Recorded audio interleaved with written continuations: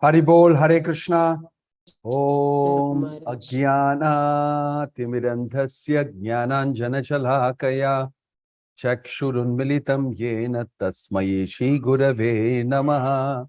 Shri Chaitanya Manobishtam Stapitam Yena Bhutale Swayam Rupakada Mahyam Dadati Swapadantikam Vandeham Shri Guruho Shri Yuta Padakamalam Shri Gurum Vaishnavamscha Shri Rupam Sagrajatam Sahagana Raghunatana Vitam Sajivam Sadvaitam Savadutam Parijana Sagitam Krishna Chaitanya Devam Shri Radha Krishna Padan Sahagana Lalita Shri Vishakana Vitamscha Nama Om Vishnu Padaya Krishna Preshtaya Bhutale Srimate Bhakti Vedanta Swamini Dinamine Namaste Saraswate Deve Gauravani Pracharine Nirvisesha Shunyavadi Paschatya Deshadarine Jayasi Krishna Chaitanya Prabhu Nityananda Shri Yadvaita Gadadhara Shiva Sadi Gaura Bhakta Vrinda Hare Krishna, Krishna Krishna, Hare Hare, Hare Rama, Rama Rama, Hare Hare. Haribol, Hare Krishna. Welcome to all of you. I hope Hare all of Krishna. you are doing Hare Krishna Maharaj. Hare Krishna Maharaj. Hare Krishna Maharaj. Hare Krishna Maharaj. Yeah. So today we're going to quickly review what we did. I think a lot of this has already been done for you. We already reviewed the 9th chapter. And we started the 10th, if I remember right. We explained how Krishna is explaining that he is the Supreme. We started the 10th chapter with reading of Krishna telling Arjuna that he is going to say, inform something, Shrunume paramam vachaha yatteham priyamanaya vakshayami hitakamyaya. And you'll be very surprised that he talks about himself. He says that nobody understands me. Name suragana vida. He says that Name vidu suraganaha. Neither the demigods nor the rishis and sages can understand. I am the source of the demigods. We went through that. One who knows me as the unborn, beginningless Supreme Lord, he only undeluded among men is freed from all sins. That is text 3. And then text 4 and 5, Krishna explains qualities of the material world amongst the living entities, and they are all coming from me alone. It's a very interesting chapter, a shloka which I asked you to read the purport of. And then in 6th, all the great sages are coming from me, and all the progenitors, Manus, they come from me, born from my mind, and all the living entities populating the planets descend from them. In this way, Krishna is showing he is the origin of everything. Then in text 7, we discuss Etam Vibhutim Yogam Cha Mamayo Veti Tatvatah. So Avikalpena Yogena Yujyate Na Atra Samshayah. One who is factually convinced of this opulence and mystic power of mind engages in unalloyed devotional service. Of this, there is no doubt.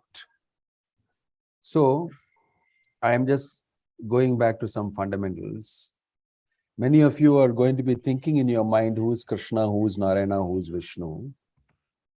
Because we use this synonymously now and then. And you will also be seeing that Krishna, Sri Bhagavan Uvacha is being mentioned. Who is that Bhagavan? And Prabhupada explains in the purport that Aishwaryasya Samagrasya Viryasya Yashashaha Sriyaha Jnana Vairagayos Sannam Bhaga Itingana from Vishnu Purana, and explains how Krishna has all the 6 great opulences. Bhaga, Bhagavan, Bhagyavan. One who has got all these bhagas is called Bhagavan. That means he is unlimitedly wealthy, powerful, knowledgeable, renounced, beautiful, etc. All these great things he possesses in unlimited degree. And therefore he is called Bhagavan. This is mentioned in the Vishnu Purana. And so in this way, Krishna describes how he is the origin of everything, and one who knows this becomes free from all sins. Origin of all qualities and personalities, and you should surrender to him. Now, this is what we read. After Krishna is saying, I'm going to tell you something amazing, he describes about himself. Now, if you don't understand it, if you understand it in a little low manner, you will think Krishna is boasting about himself. No, Krishna is speaking about the absolute truth. Okay? And here, Prabhupada, I picked up some quotes from the purports for you. நீங்க first Gowri சொன்னல அவர் வந்து general medicine அவரு தான் direct பண்ற மாதிரி இருக்கும் டைரக்டா கார்டியாலஜிக்கு. இப்போ நம்ம கார்டியாலஜி டைரக்டா கேட்டோம்னா என்ன ஹார்ட் பேஷண்டா அந்த டீடைல்ஸ் கேட்பாங்க. ஜஸ்ட் செஸ்ட் பெயின் அப்படின்னா அவங்களே திரும்ப உங்களுக்கு medicine doctor. Deepika, I think you have to put mute yourself. Gowri Krishnan, Gowri Shankar, ஒரு நிமிஷம் அவர் பேர் சொல்றேன், ஒரு நிமிஷம் நான் டெக்ஸ்ட் பண்றேன் உனக்கு அவர் பேர் என்னன்னு. Please mute yourself, Deepika. To start with Gowri, அவர் நல்லா பாப்பாரு, பட் சாட்டர்டே நாளைக்கு அவைலபிளா என்னன்னு தெரியல. Sorry, I have to mute it. Okay, can you hear me now? Can all of you hear me? Yes, Maharaj. Yes, Maharaj. Sorry. Yes, Maharaj. So these are some quotes I picked up from the purports of Prabhupada. Extensively, Prabhupada is quoted from the Vedas, showing how Krishna is the supreme. You know, there's a lot of discussion people go into. We are not going to go through all that. I don't think those discussions happen on a good Shastric level of understanding. You know, some people fight Shiva is the supreme, Vishnu is the supreme, and some people say this, that. But here actually, in the Vedic literature, it is saying Krishna is the supreme. And the same Krishna expands as Vishnu, Narayana, everything. So when we say Vishnu and Narayana, we mean that Krishna only. There's no difference. Krishna is the original supreme origin. From him come Narayana and Vishnu. It is surprising to many people to hear this. But this is the secret of the Bhagavad Gita. This is the secret of the Bhagavad also. So here are a few quotes from Atharva Veda, Gopalatapani Upanishad. Yo Brahmanam Vidadhati Purvam Yo Vai Vedams Chagapayati Sma Krishna. The word Krishna is used. It was Krishna who in the beginning instructed Brahma in Vedic knowledge and who disseminated Vedic knowledge in the past. If you read the Bhagavatam, you'll see there's a huge, several chapters on this. Brahma offering his austerity and prayers and seeing Krishna and Krishna instructing Brahma. Tene Brahma Hridayadi Kavaye Muhyanti Yat Suraya. From the heart of Brahma, Krishna instructed Brahma. It is mentioned in the Bhagavatam also. Then this is Narayana Upanishad. Atho Purushaha Vai Narayano Akamayata Prajaha Srijayet. Then the Supreme Personality Narayana desired to create living entities. Narayanat Brahmajayate, Narayanat Prajapatijayate, Narayanat Indrojayate, Narayanat Ashtau Vasavojayante, Narayanat Ekadasha Rudrajayante, Narayanat Dvadasaditya. From Narayana, Brahma is born. From Narayana, the patriarchs are also born. From Narayana, Indra is born. From Narayana, the 8 Vasus are born. From Narayana, the 11 Rudras are born. From Narayana, the 12 Adityas are born. This Narayana is an expansion of Krishna. Brahmanyo Devaki Putraha. In the Vedas, it is mentioned. The son of Devaki, Krishna, is the Supreme Personality. Narayana Upanishad, Eko Vai Narayana Asin Na Brahmane Shano Na Panagno Somane Me. Ya Aprativina Nakshatrani Na Suryaha. In the beginning of the creation, there was only the Supreme Personality Narayana. There was no Brahma, no Shiva, no water, no fire, no moon, no heaven, no earth, no stars in the sky, no sun. Can you imagine these quotes from the Vedas, from the Upanishads, and from various other places? And from Varaha Purana, Narayana Paro Devas Tasma Jatas Chaturmukha. Tasmat Rudro Abhapattevah Sacha Sarvajñatam Gatah. Narayana is the Supreme Personality of Godhead. From him Brahma was born, from whom Shiva was born. All these are very pertinent, concomitant references from the Vedas. Prabhupada has given them in his purports. I thought it's interesting for you to know in case you did not have time to read it. So we read up to 7 and 11 shlok, from 8 to 11, the 4 shlokas are very famous. They're called Chatushloki from the Bhagavad Gita, means 4 shlokas. Krishna starts speaking about the essence. First, he shows who he is, the Supreme Personality. He is the Supreme Brahman. He is the origin and source of everything, the Maharshis, the Devas, and Narayana, and Vishnu, and Shiva, and Brahma, and you name it. Everybody, he is the source, he explains, and then he starts explaining very beautifully 4 shlokas, which are known to be very famous, and the underpinning shlokas in 10th chapter. And in the end also, Krishna will give a punchline, 2 shlokas at the 10th chapter ends. So these 4 shlokas are very important, so I'm putting them up for you. Aham sarvasya prabhavo mattah sarvam pravartate iti matva bhajante mam buddha bhava samandita. Can somebody read that? The translation. Hare Krishna Maharaj. Yeah, please read, Dheeraj. I am the source of all spiritual and material worlds. Everything emanates from me. The wise who perfectly know this engage in my devotional service and worship me with all their hearts. Okay, thank you, Dheeraj. So look at this. Krishna is now switching to devotional service, to Bhakti Yoga. He's summarizing it. Aham sarvasya prabhava. I am the source of all material and spiritual worlds. Matta sarvam pravartate. Everything comes from me. Iti matva bhajante mam buddha bhava samanvita. Buddha means one who has buddhi, the wise person. They know this perfectly and engage in my devotional service and worship me with all their hearts. It's a very powerful conclusion. Krishna is taking us through understanding who really is Bhagavan, who really is God, who really is the absolute truth.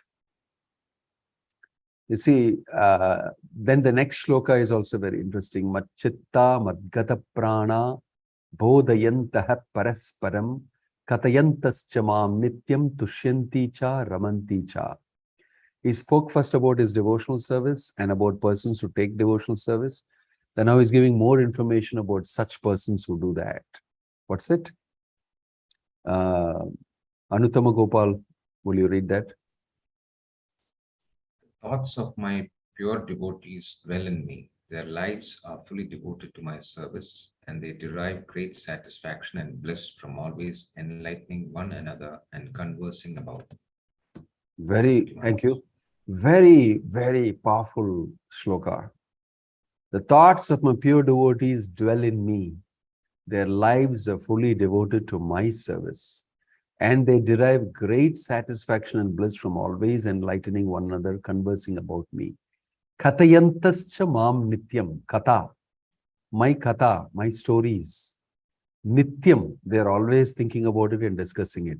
Tushyanti, they become very satisfied. Ramanti, they derive great bliss from it. You become satisfied and you become blissful if you discuss Krishna Katha. And devotees of the Lord do that when they get together always. This is what we are supposed to do in life. Understand who is God. Understand from Bhagavad Gita. And then indulge in it. You can associate with the Supreme Absolute Personality of Godhead. You can read information about him. You can actually discuss his pastimes. You can absorb yourself in thoughts of him. And gradually you will fall in love with him. It's as simple and easy as that. You're forced to lose interest in everything else because something very, very interesting is going to occupy you, obsess you. And it obsesses anybody in this world. Any spirit soul gets attracted to the Supreme Personality of Godhead. This is the meaning of absolute truth. They are all part and parcels of that absolute truth. And naturally, we are attracted to the Supreme Source, our Father. We're naturally attracted. We all have that special attraction and uniqueness. You can't hide it. You can only deny it. And you can only make a choice contrary to your natural inclination. And that is painful living. When you swim against the current constantly and get used to it, you may think you're normalized, but you're putting on a lot of effort to live an artificial life. But you swim with the current, then you, with very less effort and with very natural way, you'll move. So something like that we live an artificial life cut off from the Supreme Absolute Personality of Godhead, who is our origin. That's the reality that scientists are looking for. That is the reality all philosophers are looking for. That is what religion is about. They all have to come together to understand this. From that original understanding of the absolute truth, all these things are split away. Philosophy has become differently placed. Science has split itself. And religion is being made to stand alone. And both science and philosophers are poking at religion and saying you are no good. But all this is because they are all together actually in understanding the absolute truth. If you merge all of that together, in Bhagavad Gita, you'll see everything is catered to. There is science, there's philosophy, there's theology, and there's understanding of the Supreme Personality. That's what you can see here. Krishna is revealing to us. Mat-chitta. Chitta means consciousness or mind. Keeping me in your mind. Madgata prana. Krishna is my life and soul. They become like that. They fall in love with Krishna so much. Similarly, the next one, Tesham satati yuktanam bhajatam priti purvakam dadami buddhi yogam tam yena mam upayanti te. Very beautiful shlokas, worth remembering and chanting. I'm going to chant this with you now after we finish an overview of 11 also. So please read this translation if you can. Vrindavaneshwari Vinodini Devi Dasi, would you like to read this? To those who are constantly devoted to serving me with love, I give the understanding by which they can come to me. Okay, thank you. This is another very important and famous shloka.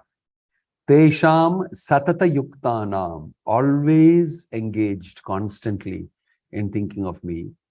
Bhajatam priti purvakam, with great love they are worshipping me, serving me. To them, dadami buddhi yogam tam. I give them the intelligence, I give them the understanding so that they can come to me. Krishna is saying, I will facilitate your realization of the absolute truth from directly inside your heart, from outside, from everywhere. If you become a lover and you start serving me, then I become obliged to give you all that you need, including intelligence, even if it is not there in your horoscope. And what type of intelligence? I'll give you real intelligence, which you can use to come back to me. This is spiritual intelligence. Your material intelligence, according to how you will fare in the material world, how much money you'll make, how famous you'll become, how much gratification and enjoyment you'll have, all this depends on your horoscope, or according to that you have intelligence. That is your material intelligence. I call that artificial intelligence from the viewpoint of Bhagavad Gita. AI is actually that intelligence which is written in your horoscope. Because you use that intelligence only for your material life. Krishna gives you real intelligence. Dadami buddhi yogam tam. If you chant Hare Krishna, Krishna Krishna, Hare Hare, Hare Ram, Ram Ram, Hare Hare. If you read Bhagavad Gita, if you start worshipping Krishna, eating prasadam and trying to be with devotees and do kirtan and read the Bhagavad Gita, everything, you start performing devotional service and slowly you start falling in love with Krishna. Then Krishna will start giving you realizations from within your heart. You can clearly make out, wow, this understanding is coming to me from elsewhere. It's not my product. It's not my manufacturing. You can very clearly feel it. This is from Krishna. Many, many devotees have this experience. Dadami buddhi yogam tam experience, everybody starts having. If you start chanting very sincerely and sincerely pray to Krishna and read Bhagavad Gita and have an eagerness to understand, Krishna is saying, I'll give you that understanding. But you have to convince Krishna that you are genuinely interested and you're genuinely devoted to Krishna, right? You can't play tricks because Krishna is situated right in your heart. He knows where you are. He knows the pulse of your devotion to him. So you don't have to worry, because if you simply do this, if you like Matchitta Madgata Prana Bodhayanta Parasparam Katayantas Chamam Nityam, if you simply hear stories of Krishna, if you chant Krishna's name, if you keep good association and keep away from all the bad associations, stop watching the YouTube, stop watching Facebook too much, stop doing all these things except for when there is a functional need for you to do it. If you cut off all these things and spend more time absorbing yourself in the Bhagavad, in the Bhagavad Gita and chanting, you can actually experience that Krishna is with you and he's giving you intelligence. How to come back to me. This is the life of many, many devotees. And Prabhupada openly said that when somebody asked him, how are you running this movement? Who is giving you advice and consultancy? Because we have not seen anybody do like this before. So Prabhupada instantly said, Krishna tells me what to do.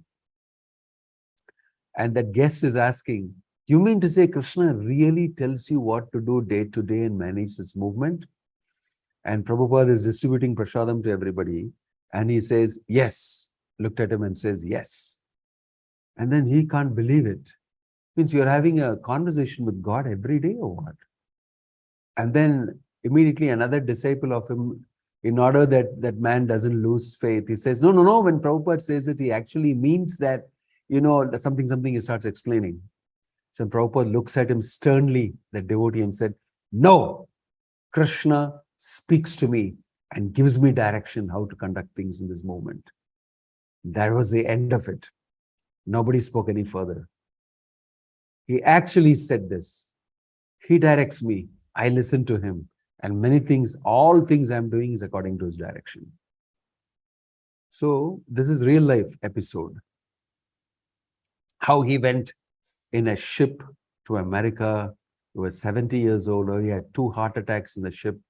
Then he got a dream that he is being consoled by Krishna. He saw beautiful Krishna consoling him.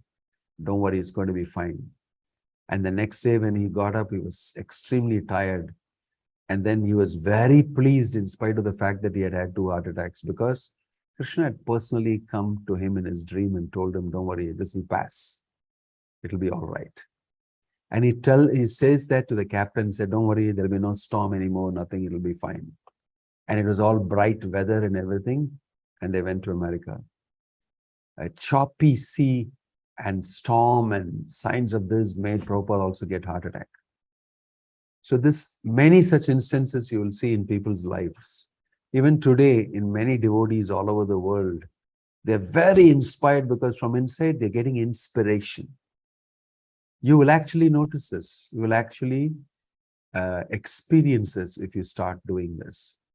I will give you intelligence. Krishna is guaranteeing it. You see, this is very amazing. People think, temple worship and all that is something stupid and ritualistic. It's because people don't read the Bhagavad Gita. There is so much meaning to going to a temple, seeing the beautiful form of the Lord, offering your prayer, offering your service to the Lord. Then it becomes very meaningful if you read Bhagavad Gita along with what you do. If you don't understand why you're doing whatever you're doing in terms of religion, you will stop doing it. And that's what has happened to the whole Hindu culture. Nobody is teaching exactly what you are doing and why you are doing. He's saying, Bhajatam Priti Purvakam, worshipping me, serving me with great love. That's what people do when they come to the temple. They see the Lord in his beautiful deity form. They bring fruit, they bring flowers, they drop money in the hundi, and they say, my Lord, this is my offering to you. Feelingly, I'm giving it to you. And even the smallest offering is very dear and precious to the Lord. Because it is a sign of devotion. It's a token of the devotion of that person. And Krishna immediately accepts it. And there's a relationship built between that person and the deity. And he comes regularly and he offers his prayers, and Krishna starts relating with that person. He starts chanting Hare Krishna, and gradually many things happen. We never know.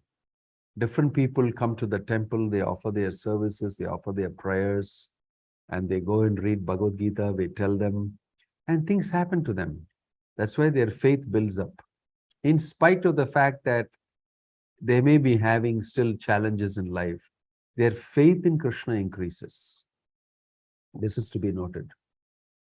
In the 11th shloka, again Krishna is putting it in Tesham evanukampartham ahamagyanajam tamaha nashayami atmabhavasto jnanadipena bhasvata.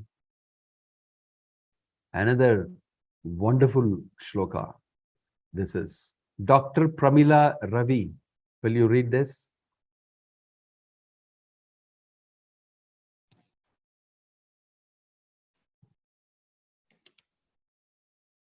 To show them special mercy, I, dwelling in their hearts, destroy with the shining lamp of knowledge the darkness born of ignorance. Thank you. Can you see that? Krishna becomes Evanukampartham. Anukampa means mercy. To show them mercy. Tesham Evanukampartham. In other words, Krishna feels very much for our situation that we are in total forgetfulness, cut off from him, suffering alone, trying to enjoy some matter a little bit here and there, life after life. So it's miserable actually. So Krishna shows mercy to his children. He says, I am dwelling in their hearts as Paramatma. Sarvasichaham hridisannivishto mattah smitrjnanam apohanam cha. I am situated in everybody's heart. From me comes knowledge, remembrance, and forgetfulness. Krishna mentioned this. And then also he says, Ishvara sarvabhutanam hriddeshu arjuna tishtati.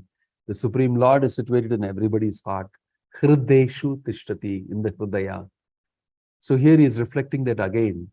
I, dwelling in their hearts. Only Krishna can dwell in everybody's heart. No demigod, no Brahma, no Shiva. Nobody can be in everybody's heart as super soul. This is a distinct characteristic of the Supreme Lord. This itself makes him distinctly different. In everybody's heart he is situated, even in the gnat, in the mosquito, in the blue whale, in the mammoth elephant, you name it. In everybody's heart, Krishna is situated as super soul. This is a quality that uniquely is different to Krishna. Okay? I, dwelling in the hearts, what do? I destroy with the shining lamp of knowledge the darkness born of ignorance. It is only by the mercy of the Lord that we get to know the Lord. It's only by the mercy of the Lord that we get to know the reality. Otherwise, we will perpetually be in ignorance. It is not by our own effort only that we get to know the reality. We are in deep illusion, in total ignorance. To even understand that we are in ignorance requires a lot of education. Most people are reveling in that ignorance. They don't even know that they are in a prison house. They are cursed with ignorance, and they are, wallowing in some sort of forgetfulness, and they have no understanding of the reality.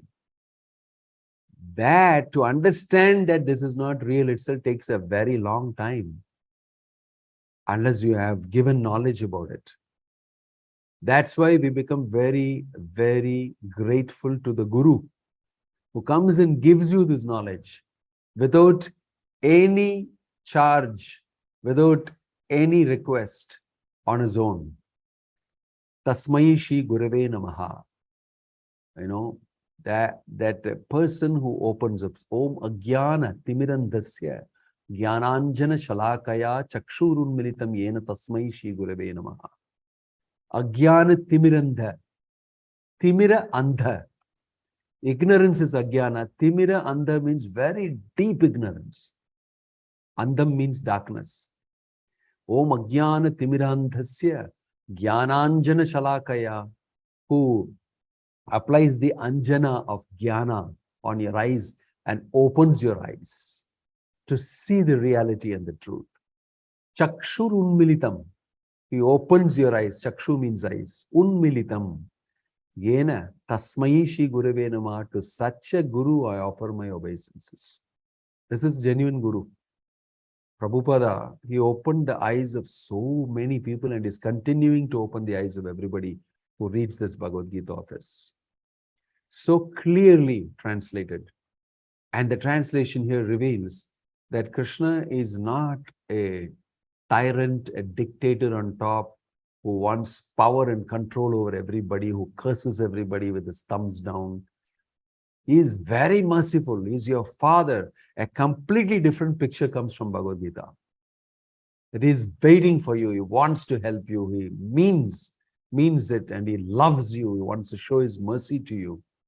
All these things you understand only when you understand God as a person. Then only you'll appreciate this quality of mercy that the Lord is showing. It's 9 o'clock. Right? So think about this very carefully, these 4 shlokas. Now we are going to go back and chant these 4 shlokas, wherein we will together, Chatushloki. If you have your Bhagavad Gita, you can open it up or you can see in the screen. Okay? Shall we do that? 1, 2, and 3. All of you together. Aham sarvasya prabhavo mattah sarvam pravartate iti matva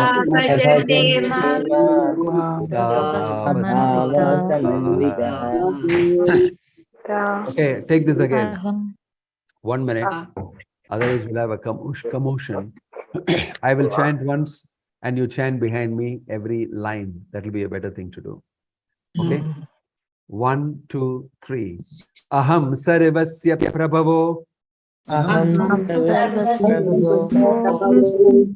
mattah sarvam pravartate iti matva bhajante mam Udha bhava samanvitah. Now all together we will chant. 1, 2, 3. Aham sarvasya sarvam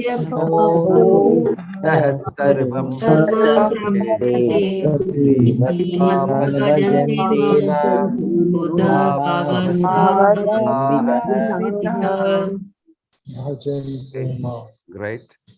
Wonderful. The next one. Machitta madgata prana bodhayantah parasparam yantascha mam nityam yanti charamanti cha. Okay, all together now. 1, 2, 3. Machitta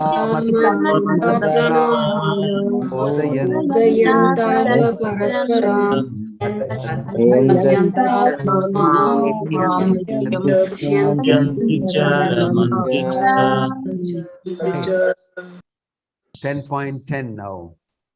Tesham satatayuktanam ajatam priti purvakam dami buddhi yogam tam enamam upayanti te. Okay, together now. 1, 2, 3. Tesham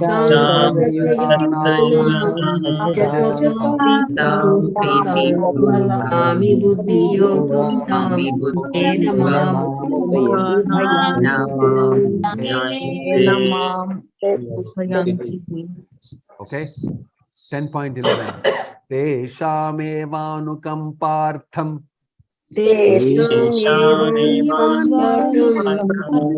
aham agyanajam tamaha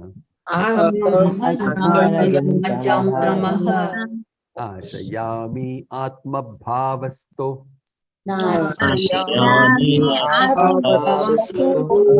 jnanadipena bhasvata. Okay, together. 1, 2, 3. Tesham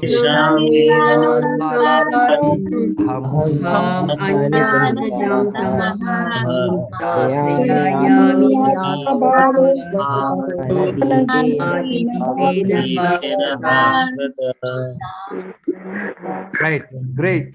Thank you for doing that.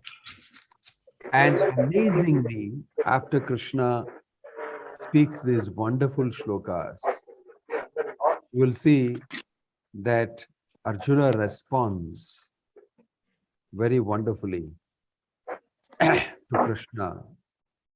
In the verses 12 and 13, you can see. Please go to 12 and 13 in your book.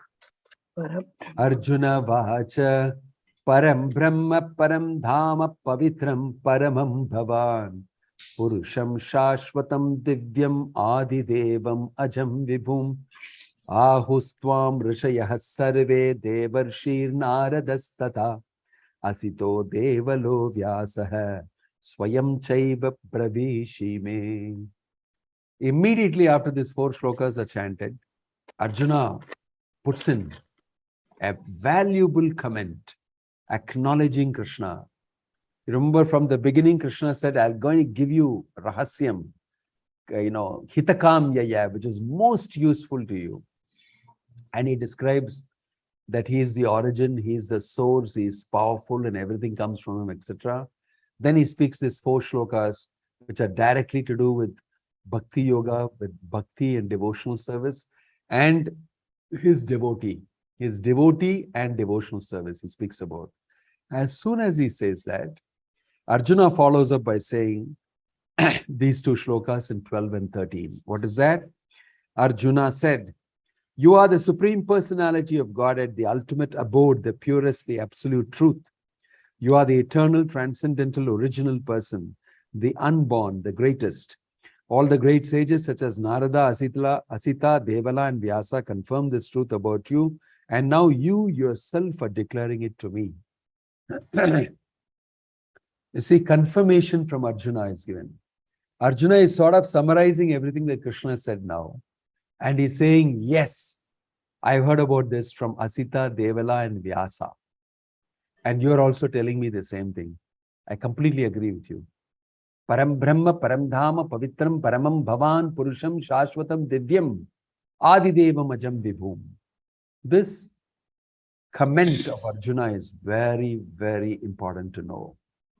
You see, accepts Krishna as the supreme absolute truth. And he said, great authorities have confirmed it. It's only Krishna who can know himself. It's only Krishna who can tell us who he is. Nobody else can, except for his great devotees. Then you will see from 16 to 17, will say, I want to see that greatness. I want to hear more about this greatness. I'm sorry. I want to hear more about this greatness. And Krishna will elaborate further, more and more. So this is very interesting that I wanted to tell you that acknowledgement of Krishna's greatness should be the result of hearing about the greatness. Acknowledgement of greatness spoken by some politician means he wants you to vote for him. Isn't it? He'll speak, he'll blow his trumpet like nothing. Why? I will do this for you. Don't worry, there'll be no water shortage. I'll be bringing Bhagirathi myself down, like, Dilipa bought it or Bhagirath bought it. And we know that, know this, and blah, blah, blah. Finally, what he wants you to do? Vote. Of course, it doesn't happen that way nowadays. People are a little better informed. But I'm saying that everybody who speaks their greatness do so in the material world falsely for getting some cheap adoration and accolades and some praise. Sometimes they even promote themselves as something that they are obviously not. I've seen people getting doctorate now, you can buy it off and they call themselves Dr. So-and-so. But the guy is not even finished schooling properly. And he becomes Dr. So-and-so. They call themselves Dr. So-and-so. You can give money and buy from some universities a doctorate degree. So horrible. They call themselves something. They take a title from anywhere and everywhere. But a person who's genuinely worked for a PhD, he knows what it means to slog it out. Burn the midnight oil and do research for what, 5 to 6 years together, study it, and finally produce something. And then there is viva, and then you have to be declared so-and-so. That it's a whole thing, especially if you're in a good university and very well-to-do. People are going to gauge you, and the PhD is worth a lot. It's not simply a title, right? So titles come easy, but in the material world, many people want to get these titles. That's all they want. They may be really not fitting into the title at all. They may not have any of these qualifications. Like, in Shakespeare, there is a verse that says, like a dwarf in king's clothing. If you put a big king's clothing with the robes and the big crown and everything on a dwarf, he'll be lost inside it. You can't even see where is the guy. All you can see is the title. So people are very enamored by getting these titles. There are guys who go around saying, I'm God.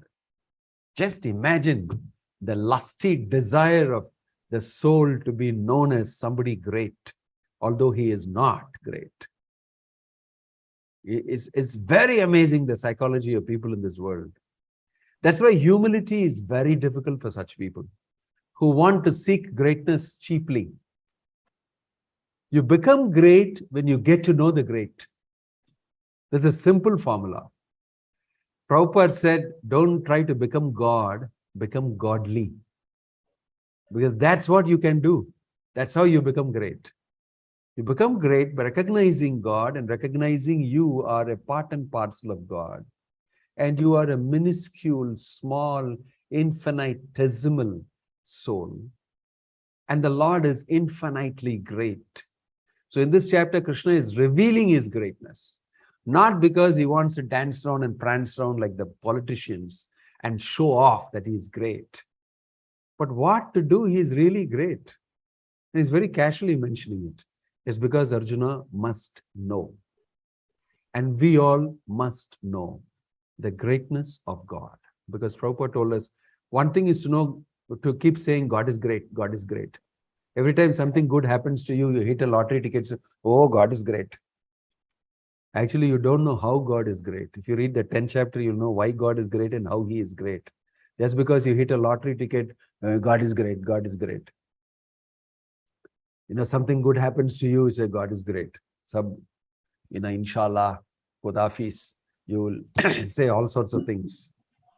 You recognize it is nice. It's definitely a good thing. You say God is great and not so-and-so is great or that person is great or this person is great. I've got it. It's a very good culture. But you must also know why he is great. You must technically know why is God great. And that the Bhagavad Gita reveals, because that great person himself reveals it. Nobody else can reveal it. Only he knows how he is great. And so that's why Bhagavad Gita is very important, because God is speaking. And he's speaking and telling you how he is great and why you should invest in him. Because he's really great and is permanently great. He's great forever. He's not like fly-by-night greatness, that I have it now and the next day I lose it. I crashed my business, I'm a pauper now, I'm a nobody. I lost my beauty because I'm 60 years old now. It doesn't work anymore. Whichever boutique I go to, they have told me, forget it. I mean, you don't try to do this anymore. Because all our material assets will dwindle with time. But Krishna is called Navayavvanam. He's eternally youthful. He's always looking like a 16-year-old boy. I mean, when I first heard this concept of God, that he's always a 16-year-old boy, it hit me like a thunderbolt. It said, naturally, that's how I should be if I am God. I should always be the best looking. And youth is the best time when you look the best. And God should be like that. He should not be a victim of time like we are. So that's that idea of the God being always good looking and he's always youthful. It hit me very strongly. Because earlier I was thinking, what, God is my young boy or something. That's all nonsense. God should be a wise old guy with a long, huge white beard who is fully laden with wisdom and every pore of his body is oozing it and he can give you the best counseling and everything. No, that's a very materialistic understanding of God. God need not grow old because he doesn't have a physical body like you and me. He's eternally beautiful. Time doesn't have any influence on him. And he's eternally got the best of knowledge and is giving it to you. Right? That's the meaning of Aishwaryasya, Viryasya, Yashashaha, Shriyaha, Jnana, Vairagayos, Shaiva. He has beauty unlimitedly, forever. He has wealth unlimitedly. He has renunciation, he has knowledge, you name it. Everything in unlimitedly. He doesn't have to worry about any of these things. He's not in any type of anxiety. He doesn't have to compare himself with anybody. That's why he's called Asamurdhava, incomparable. But we are all living our life every day, we are very careful. We look at the door and that side and we get complex because our whole identity is fixed on our physical body and our material identities and labels. But here it says, I don't have to worry about anybody. I mean, I am God. It's nobody like me. I mean, isn't it amazing? You can either get envious of God or you can become his servant and his devotee. There are two things you can do. When you hear about God, most people in the world who have no proper culture and education and attendance on themselves will move towards becoming hateful, envious of God. It's very natural. And they want to try to become God. The whole project in the material world for every world, Prabhupada said, is everybody has got his own God project. Prabhupada said, everyone is trying to some way or the other become a bigger guy, great guy, a leader in some way, push down somebody, come on top. Now we got some recognition, I'm great. The whole business of life becomes a failing expedition. Because you're sure going to fail in that. Because there'll always be somebody who will be better than you in this material world, sometime or the other. You may be a great model, a Miss India, Miss World, but your skin is going to dwindle, you're going to grow old, and you will become no more Miss India, Miss World, and there'll be somebody else who will be crowned right in front of your eyes. And if you invest in that alone, it's investing in obsolescence, something that will become obsolete over a period of time. But you just see Krishna, his beauty never fades. And that is why we want also to be like that. So now science is talking about we have conquered the aging process. We know those DNAs and those things that inside that cause aging. We're going to catch hold of it and twiddle it and tweak it and make it in such a way that you will not age. I don't think that's ever going to happen. I don't think it's happened. We're all designed to age and die. It's only God who has got that type of a DNA. And He's calling you to Him and saying, in your spiritual body, you'll never age. That's another world. You're also like me. You're also Satchitananda. You don't have to die if you remain in your spiritual body, in your spiritual world, in devotion to me. And you will get everything that you're hankering for. So when we understand how God is great and how we are small, we love it, actually. We become dependent and sheltered by God. That feeling of being sheltered and being secure is the best of all feeling. You don't need life insurance. You don't need LIC. You don't need health insurance. You don't need anybody to tell you anything because there's no more dependence on all these temporary material things. You become dependent only on your real identity and the supremacy and the powerful strength of Krishna. And you happily, cozily rest in His shelter. So when I see sometimes Prabhupada's picture, he's lifted his leg up like this and he's folded it up and he's holding his head and laughing. The other day we were looking at that picture. He's like 80 years old, but he's laughing. And then I said that, see, this person is very secure and sheltered. He has not a worry in the world.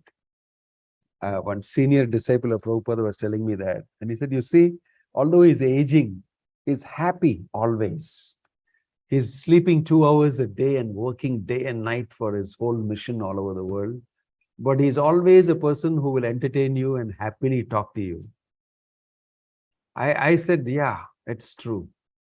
He's showing that he's happy being Krishna conscious.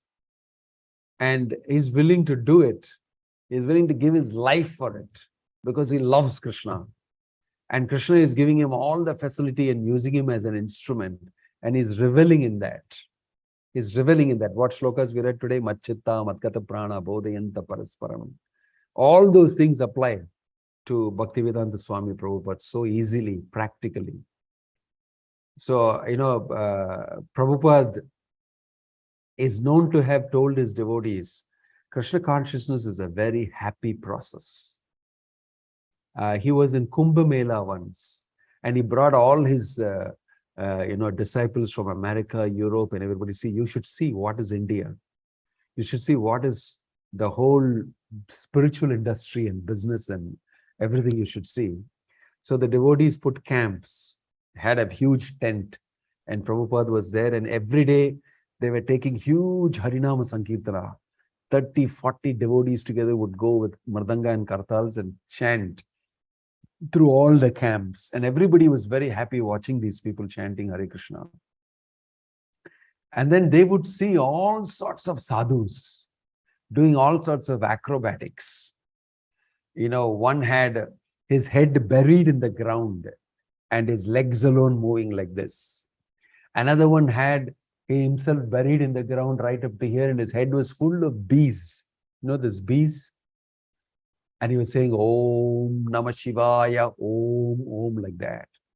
Then another one was on top of a big dark bungalow. It seems he was 300 years old from the Himalayas. So they say, you will see all sorts of sadhus. I don't know how many of you have gone to Kumbh Mela. Once in 12 years it occurs. If you go there, you will see the whole Nirvana industry. You will see the huge expanse of the different types of, and they're all genuinely interested in something, in searching for something. So they came back from the Kirtana and they told Prabhupada, we saw a person with his kaupinam, he's wearing a steel mesh and he's begging with a huge stick. At the end of it, he had a mesh and everybody is dropping things without coming near him. And he had steely eyes painted like this. And they described all sorts of things to Prabhupada. And Prabhupada laughed along with them. And then he says, but if you become a devotee of Krishna, you don't have to do any of these acrobatics. You don't have to do any of these austerities. You can simply eat prasadam and go back to Godhead. And he put his hand inside gulab jamun and ate one and gave to everybody one. And he wanted to tell them pointedly that you don't have to worry very much if you become a devotee. Krishna will look after you. He'll give you everything. You will be happy. Devotional service is the easiest, simplest path, and it's most natural for the soul. Right? You don't have to do all these artificial things. It's very difficult to do and achieve. So Krishna brings out that very beautifully in these chapters, in the middle 6 chapters. And the 10th chapter, we can see his greatness and how you can know his greatness. Because you will see, he will tell later, only my devotee will get to know me. In the beginning, he said, Name vidu suraganaha prabhavanti maharshayaha ahamadirhi devaram. He said, nobody knows me. He said, nobody can know me. But then you will see, now he's describing his devotee. Then he will say, Bhaktyamam abhijanati yavanyas chashmatatvatah.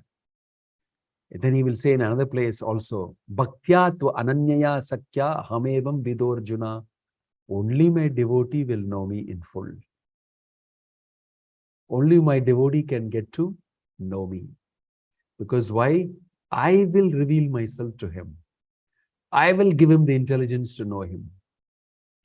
Only if you practice Bhakti Yoga can you know the supreme absolute truth, Krishna. And you will know how great Krishna is. Greatness not only materially, but greatness in his qualities. Like one quality we saw here, Tesham evanu kampartham hamagyana jamtamah. I just feel so much for all of you. Out of my mercy for you, I will reveal to you the truth from your heart. So Krishna is a very merciful personality. If we simply call out to him very sincerely, I am your child, I am lost. Chaitanya Mahaprabhu very nicely portrayed it in the Sikshashtakam. He said that, okay, let me quiz you. Who knows that shloka from the Sikshashtakam? Somebody here must be knowing. Ainanda Tanuja. Yeah, go ahead, say it, Malila. Ainanda Tanuja Kinkaram Patita Mam Vishame Bhavambudo Kripaya Tava Pada Pankaja Stita Tuli Sadrisham Vichintaya. Yes, thank you. Lord Chaitanya is showing how to pray, because Lord Chaitanya is Krishna himself come as a devotee to show us how to practice Bhagavad Gita. So he's saying, Ainanda Tanuja Kinkaram. Kinkaram means your servant. Nanda Tanuja means son of Nanda Maharaja. Oh, son of Nanda Maharaja, I am eternally your servant. Patitam vam vishame bhavam. But somehow I forgot all these things, and patita, I fell down into this material ocean. Kripaya tavapada pankaja. Please have mercy on me. Pick me up from this ocean and place me as one of the particles in your lotus feet. Stita dhuli sadrisham vichintaya. Dhuli means a particle, a small dust particle. Place me as a dust particle on your lotus feet. I'll ever be grateful to you. I forgot you and I just fell into this material ocean and I'm struggling. Lord Chaitanya told us, if you sincerely offer a prayer like this to Krishna, Krishna is obliged to protect you. As Ramachandra said, when, you know, this whole thing about Vibhishana came up, and Vibhishana came and sought shelter, and then it's only Hanuman who said that you must take him. Because Hanuman had experience of Vibhishana and Vibhishana's daughter and all of that in the Ashokavana and everything. So he knew this person is different. And he came and everybody else said, no, he's a spy, he's that, he's this, let's kill him, let's finish with him and all that. But that time, Lord Ramachandra said, I cannot refuse shelter to anybody who comes to me. Kaschit eva prapannaha tava asmiti cha uchyate abhayam sarvabhutebhyo dadami etam vratam mama. My vrata, my vow is kaschit eva prapannaha. If a person comes to me once and says, Tava asmiti, I am yours, and he surrenders to me sincerely, abhayam sarvabhutebhyo, he will have no fear for the rest of his existence. I will secure him. I will look after him. That is my vow. how can I refuse to accept Vibhishana? And he embraced Vibhishana and took him in. So God is very, very merciful. These are some of his wonderful qualities. Apart from his virya, apart from his greatness and above his powers and everything, he has guna. He has got qualities. He's full of love. He's very merciful. He's very kind. All these things are in huge amount, quantity, not small. Right? So when you read Bhagavad Gita, you get to know Krishna as a person. Not only that he is very great in sense of he is powerful, he is the origin of everything. And we look at it materially, wow, great.